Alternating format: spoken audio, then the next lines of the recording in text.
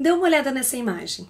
Como você pode colocar os números de 1 a 8 nesses círculos para que todos os cálculos fiquem corretos? O desafio quadrado em círculos nos faz pensar sobre as propriedades dos números e as 4 operações básicas, adição, subtração, multiplicação e divisão, sendo uma ótima oportunidade de compreender essas operações de forma dinâmica e profunda. Talvez você comece escolhendo e analisando uma operação, por exemplo, a multiplicação. Quais números poderiam ser fatores da multiplicação? O 1 poderia ser um fator? Nesse caso, o resultado seria o outro fator. Por exemplo, 4 vezes 1 é 4. Então, 4 seria um fator e 4 também seria o resultado, o produto. Mas nós só podemos usar o número uma única vez, então não dá certo.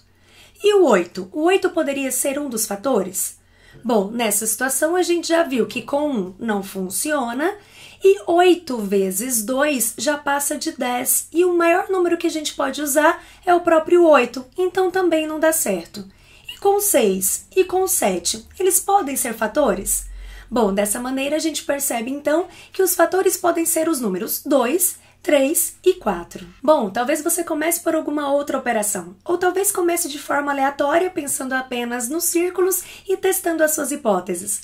Ótimo! Existem diversos caminhos para começar esse desafio e, a cada teste, a gente vai fazendo descobertas e refinando as nossas análises e assim a gente vai desenvolvendo atitudes importantes no fazer matemático. Talvez você comece escolhendo a divisão ao invés da multiplicação e assim analise quais são os possíveis divisores e dividendos para que o resultado seja um número inteiro.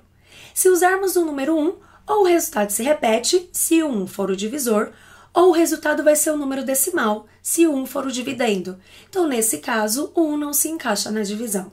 Se usarmos o número 2, nós podemos ter 6 dividido por 2, que dá 3, ou 8 dividido por 2, que dá 4. Nessa última situação, o 4 é um dos fatores, e o outro fator poderia ser, então, o número 2 ou o número 3, como nós já vimos anteriormente. Se for o número 2 vai aparecer lá no fator e também lá na divisão, e a gente só pode usar esse número uma vez, então não se encaixa. E se for o número 3, 4 vezes 3 dá 12, então também não funciona. Voltando ao 6 dividido por 2, o quociente, ou seja, o resultado, é 3. 3, então, é um dos fatores, e nós caímos na mesma situação lá do 8 dividido por 4.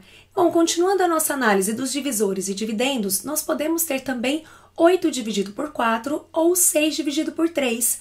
Ambos dão 2 como resultado. Nesse último caso, 2 é um dos fatores, e aí nós podemos usar o 4 como outro fator. 2 vezes 4 dá 8. Sobraram então os números 1, 5 e 7. Bom, com esses números, quais 2 números desses eu posso usar de tal forma que, quando eu faço a adição entre eles, o resultado seja 8? 1 mais 5 dá 6, não dá certo. 1 mais 7, 8, deu certo. Bom, sobrou o número 5 lá para a gente pensar na subtração. A gente já tem o 6, 6 menos 5, 1. E agora sim, encontramos uma solução. Será que existe outra solução? Quais seriam essas outras soluções? Ou qual seria? E se usarmos os números de 0 a 9 ao invés de 1 a 8? Como ficaria a divisão? Poderíamos usar o 0 e o 9? E se pudermos repetir os números?